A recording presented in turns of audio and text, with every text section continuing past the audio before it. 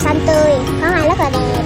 Con rất yêu thích cây tươi của mình. Cô giáo đã dạy cho con biết một ngày tưới cây 2 lần, vào buổi sáng và buổi chiều. Buổi sáng chúng con đi tưới cây, buổi chiều các chú bảo vệ và các cô tưới cây cho con. Cây của con mỗi ngày màu xanh tốt, có hoa, đất lúc nào xanh mướt. Con hứa sẽ chăm sóc cây của con thường ngày cho nó tốt đẹp. Con xin hứa.